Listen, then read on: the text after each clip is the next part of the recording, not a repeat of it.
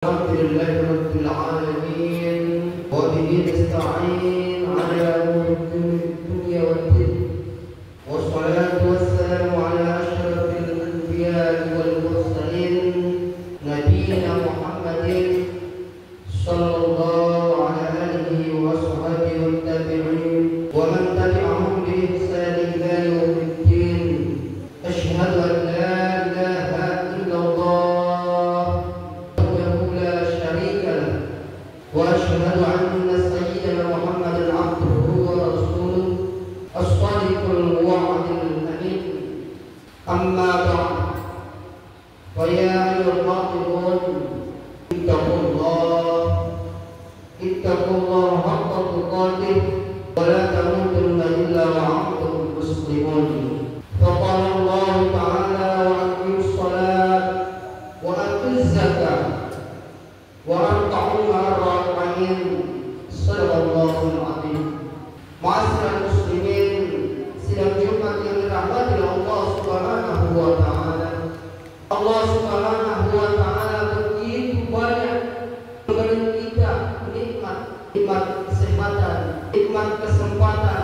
Alhamdulillah, pada siang hari ini Allah menggerakkan langkah kaki kita guna untuk menjalankan ibadah sholat Jumat secara berjamaah dengan niat ikhlas kepada Allah Subhanahu wa taala dan juga menjalankan sunnah Rasulullah sallallahu alaihi wasallam.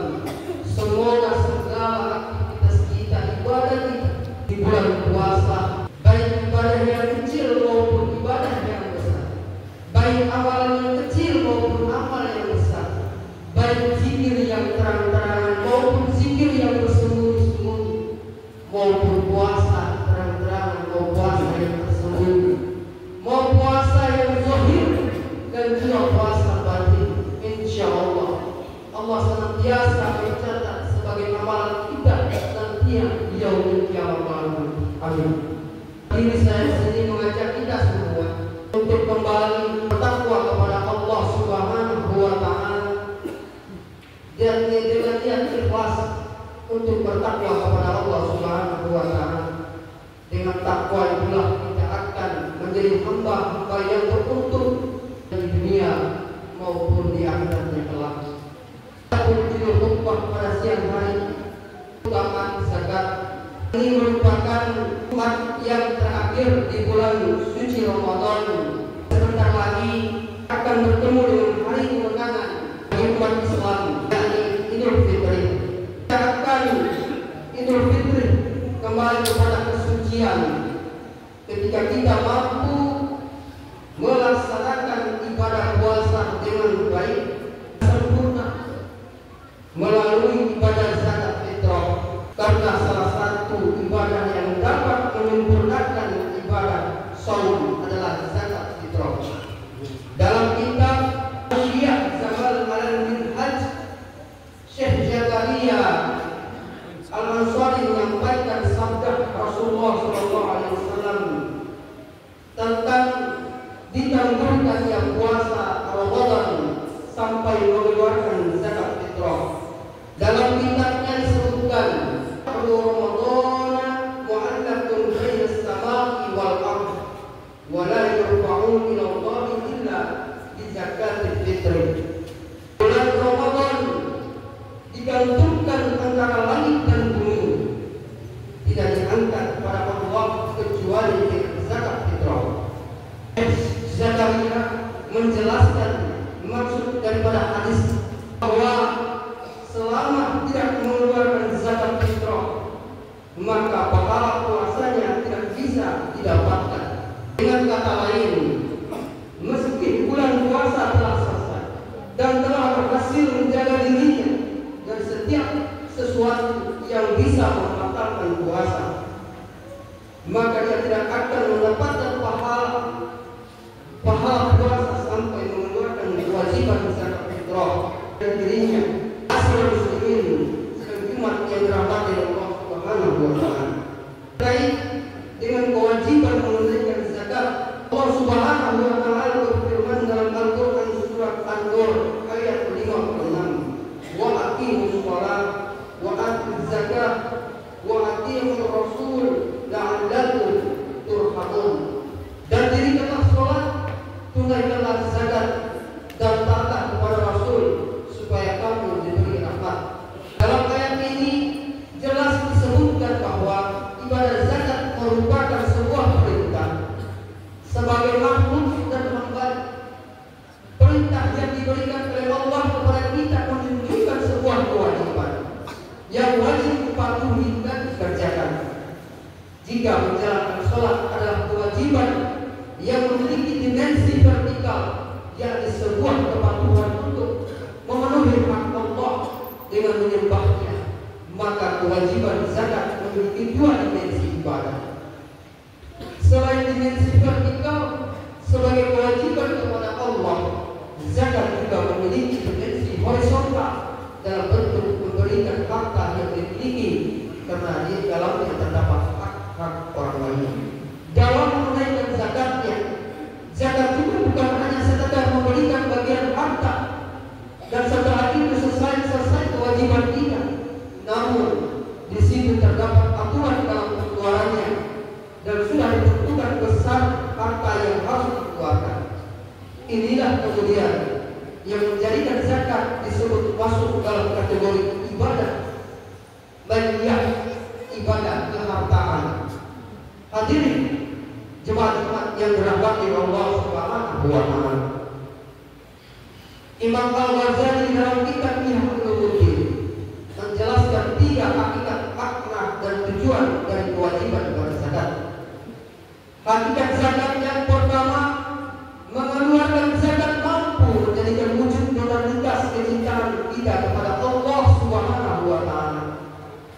Totalitas dalam mencintai akan memunculkan komitmen kuat untuk tidak akan mengeluarkan yang kita cintai. Keterkaitan dengan kesan Allah, maka zakat akan semakin menyempurnakan keimanan kita untuk tidak akan menduakan Allah dan mengeluarkan bahwa dialah satu-satunya yang berhak untuk disembah. Imam Al-Ghazali menyebutkan bahwa semakin tinggi derajat manusia di sisi Allah, semakin besar rasa cinta kepada Allah. Ketika cinta sudah kuat, maka dia akan rela untuk memberikan apa yang dicintainya untuk jalan menuju Allah Subhanahu wa Ta'ala, termasuk harta yang merupakan materi paling digandrungi dan dicintai oleh manusia ketika hidup di dunia.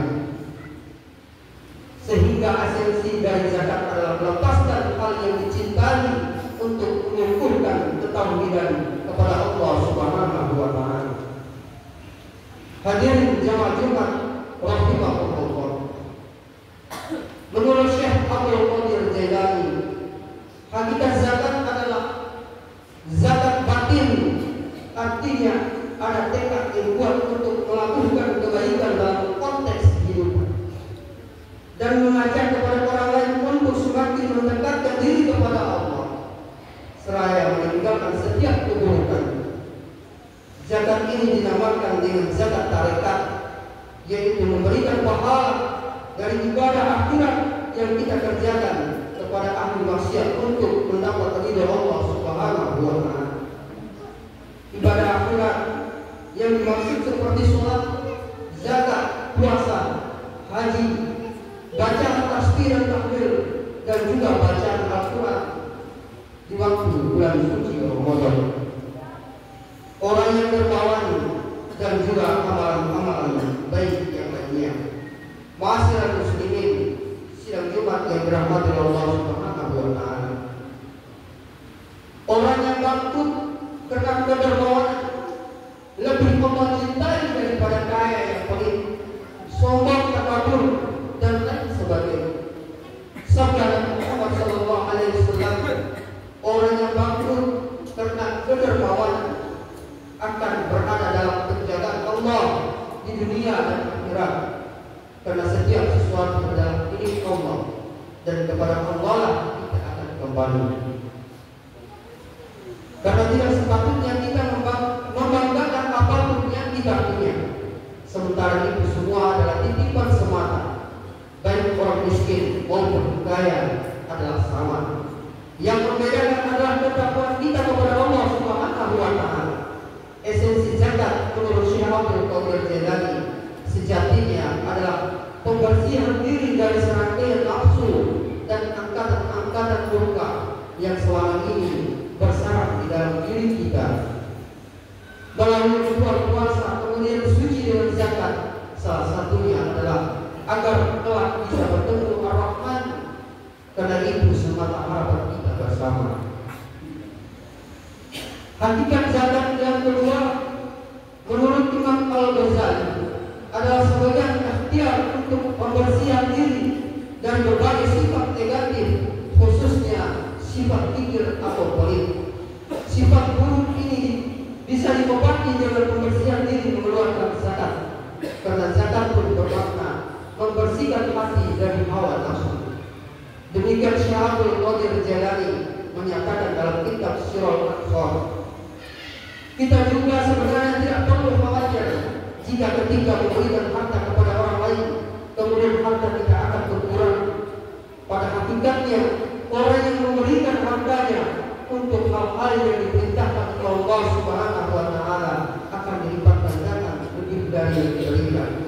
Allah Subhanahu wa Ta'ala berfirman, "Matsalul ladzina yunfiquna amwalahum fi sabilillah kamathali jabbatin habbatin ambatat sab'a sanabila fi kulli sulatin min akhir habbah wallahu yudha'ifu liman yasha'u wallahu wasi'un 'alim."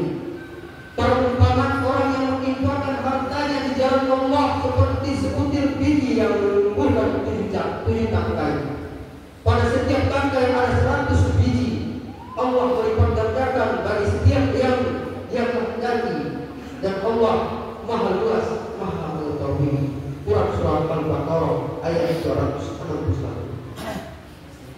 Hakikat zakat yang ketiga, zakat yang kita keluarkan pada hakikatnya adalah sebagai wujud syukur atas nikmat Allah Subhanahu wa Ta'ala. Perlu kita sadari bahwa Allah telah memberikan kita nikmat anggota badan yang harus kita syukuri dengan wujud ibadah-ibadahnya, seperti sholat, ibadah sejenisnya. Selain itu juga Allah telah memberikan nikmat memiliki harta, benda yang cara mensyukuri adalah dengan ibadah lainnya, yakni dengan mengeluarkan zakat, infak atau sedekah. Imam Al-Ghazali menyebut bahwa zakat juga bukan sebatas bentuk syukur, tetapi juga wujud kepedulian dan kasih sayang terhadap orang lain, khusus yang membutuhkan uluran tangan kita. Dengan kepedulian ini, kita kemudian akan bisa menjadi jiwa-jiwa yang memberi manfaat pada orang lain. Rasulullah SAW bersabda, "Khairun nasi anfusahum linnas."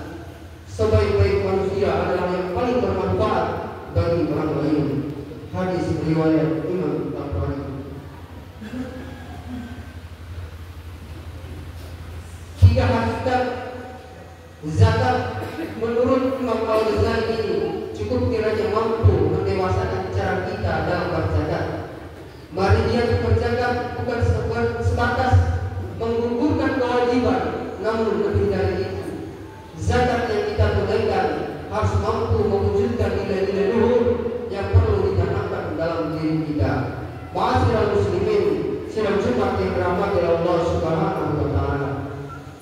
Dari tiga hakikat berzakat itu, kita berharap bisa lebih memaknai ibadah zakat yang kita tunaikan, sehingga manisnya ibadah yang kita lakukan akan lebih terasa. Ketika nikmat ibadah bisa kita rasakan, maka otomatis akan semakin menambah rasa kerinduan untuk terus melakukannya. Ibadah dan aktivitas apapun yang kita lakukan bukan atas dasar keterpaksaan, pasti akan maksimal hasilnya. Sebaliknya, ibadah atau pekerjaan yang dilakukan atas dasar keterpaksaan dan sebatas menggugurkan kewajiban saja, maka akan jauh dari hasil yang diharapkan. Semoga kita bisa menjadi manusia yang ikhlas dalam mengeluarkan zakat, baik zakat fitrah maupun zakat yang lainnya, sehingga kita tergolong manusia yang senantiasa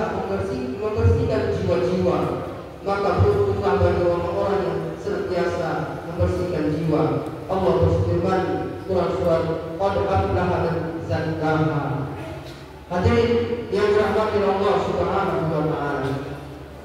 Bagaimana cara membersihkan jiwa tersebut? Rasulullah sallallahu alaihi wasallam bersabda, "Inna likulli syai'in sidqala wa istiqalatul qulub zikrullah." Sesungguhnya segala sesuatu itu ada alat pembersihnya, dan pembersih hati adalah zikir kepada Allah Subhanahu wa taala. Bersyukur kepada Allah, kita semua sedang berjalan mengamalkan zikir sesuai kemampuan kita masing-masing dengan cara yang berbeda-beda, namun tujuannya satu, untuk mendekatkan diri kepada Allah Subhanahu wa taala. Semoga kita diberikan kekuatan untuk terus istiqomah mengamalkan zikir, baik zikir zahir maupun juga zikir batin, sehingga kita menjadi manusia-manusia yang bahagia dunia dan akhirat. Amin ya rabbal alamin. Barakallahu wa lakum fil Qur'anil azim wa nafa'ani wa iyyakum bima fihi min al-ayati wa dhikril